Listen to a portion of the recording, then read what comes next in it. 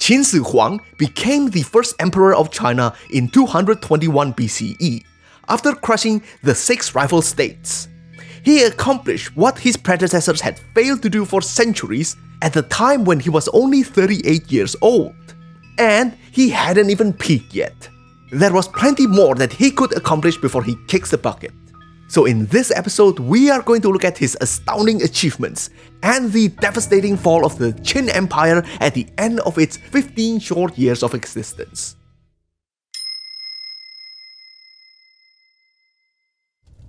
Qin Shi Huang was evil. That's the traditional Confucian Chinese view of him. But then again, history written by the winner has always been rough on the loser. And the primary source on him, Shiji, was written in the Han Dynasty, the dynasty that overthrew the Qin Dynasty and adopted Confucianism as its state philosophy.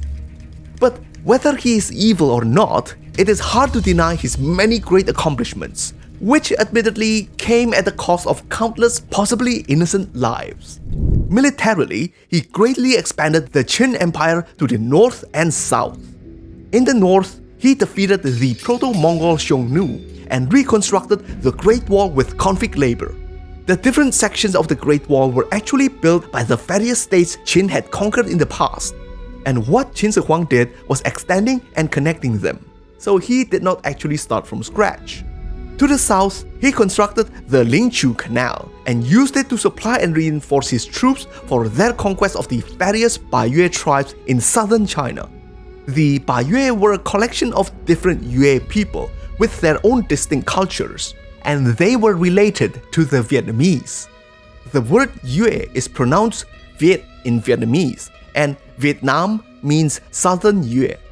But his hold over the region did not last past his dynasty. Later dynasties will eventually reconquer it, and they were only fully Sinicized a few centuries later. But not everything that he did caused bloodshed.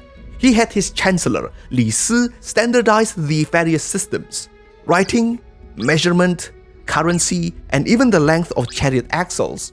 It made road work easier, improved the economy, and left a lasting impact on Chinese civilization because it made communication much easier throughout the empire.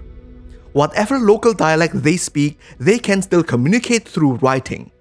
That's also part of the reason why you often see Chinese subtitles on Chinese TV shows even within China. Cheh! That's how a great man should be! That's what Liu Bang, the future emperor of Han Dynasty, said when he saw Qin Shi Huang on one of his inspection tours.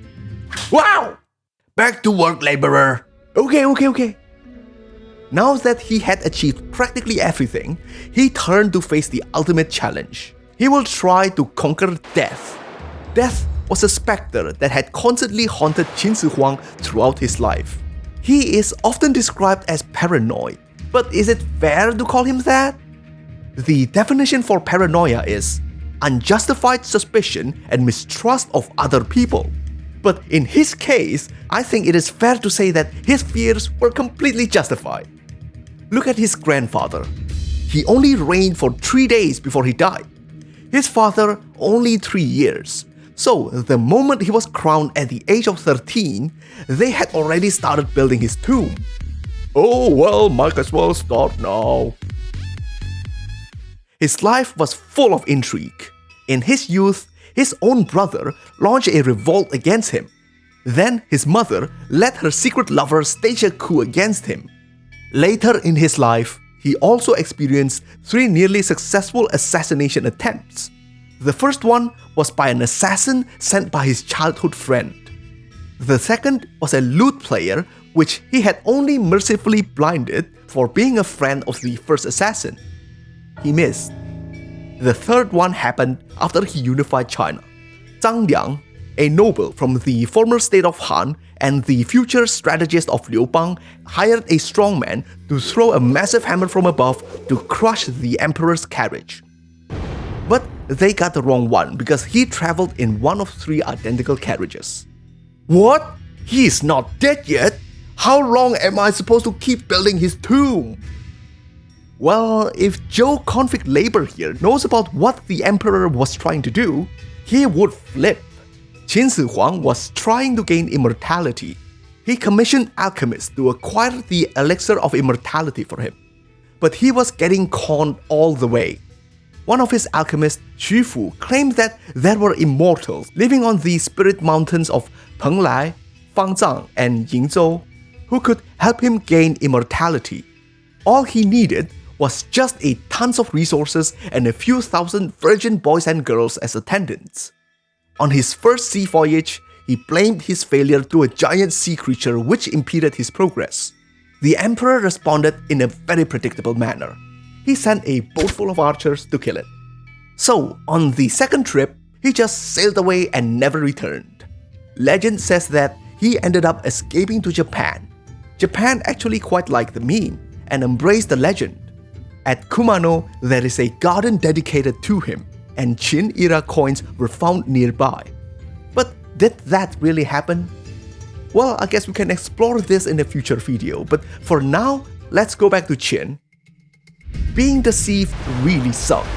All he got from patronizing these alchemists were these poisonous mercury pills that were killing him. So what happened next was probably one of the most notorious tragedies of his reign: the burning of books and burying of Confucian scholars. He had Li Si gather all the books from various schools of thoughts that he deemed useless and dangerous and burned them. He was also alleged to have buried Confucian scholars alive, but this event might be exaggerated and distorted. Historians argue that those executed were actually the alchemists. But still, this kind of brutality and intellectual decimation did not sit well with Qin Shi Huang's eldest son, Fu Su. So he spoke up against his father, only to get himself sent to the northern frontier as a supervisor. This effectively exiled him. And this was the first sign of Qin Dynasty's impending collapse.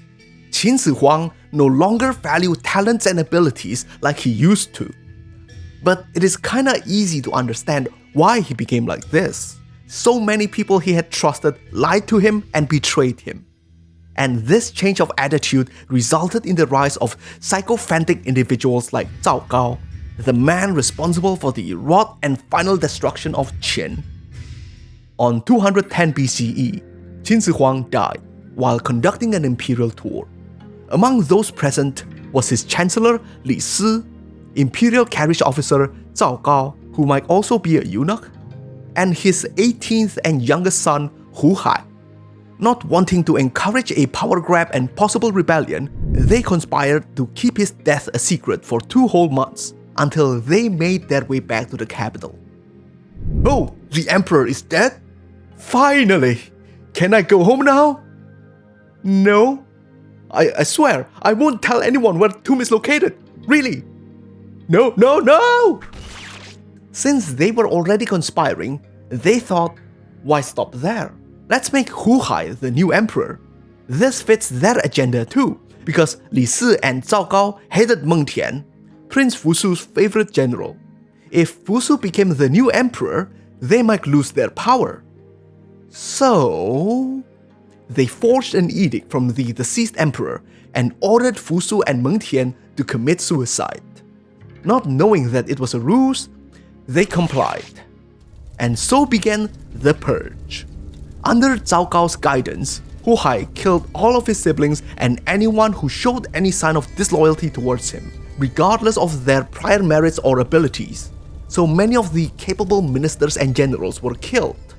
Later on, when Li Si petitioned the second emperor to stop the construction of his lavish palace and divert the resources to fight the rapidly growing rebel forces, he also became a victim of the purge. Huhai was a weak emperor. He had paranoia but none of his father's leadership skills. So he relied on Cao Cao, his former mentor, to keep him safe from all perceived enemies. But secretly, Cao Cao himself was building up his own faction. One very devious test Cao Cao used to test the other ministers' loyalty to him: point to a deer and call it a horse test. One day, Cao Cao brought a deer to the court and told the emperor that it was a horse. Then he watched the other ministers' reaction. All those who corrected him and called it a deer gets the chop. And thus, this episode became a Chinese idiom: point to a deer and call it a horse, which means deliberately misinterpreting something for an ulterior motive. It is also one of the possible origins of the Japanese word baka, which means stupid. In 207 BCE, when the rebellion reached Hangu Pass, Cao Cao knew that he was in trouble. The emperor might blame him for the failure to suppress the rebellion. So before he gets executed, he decided to make the first move and force the second emperor to commit suicide. With the emperor dead and the imperial seal in his hand, he had the wildest thought. What if he became the emperor? Cao Cao was no longer thinking straight. The rebels were already at the gate, but he was having delusions of grandeur. He might not live through this anyway, so he might as well die an emperor. But according to legend, when he mounted the throne room, it shook violently 3 times, as if heavens itself rejected him. And since the other ministers wouldn't support him either, he gave up on the idea. Plan B. He found someone of obscure Qin bloodline to become his new puppet, his sacrificial lamb for the rebels. But this lamb is no dummy. He killed Cao Cao first before surrendering himself. And thus, the once mighty Qin Empire ended with a pathetic whimper. Qin Shi Huang was a despot. His laws were so excessive, it made rebellion a more attractive option than the punishment. So the rebellion was inevitable. But he was an efficient despot who could smash the resistance easily had he been alive. But of course, nobody could live forever. In my opinion, his biggest mistake was him neglecting to cultivate a worthy successor. He was so obsessed with gaining immortality, he did not even prepare a will. But then again, that's just my opinion. If you were Qin Shi Huang, what would you have done differently? Comment below.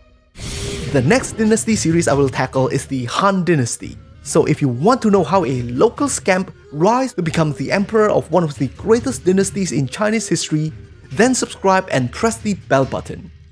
But before that, we will take a look at the original imperial seal, which may probably be the most valuable artifact ever in the world, if found again.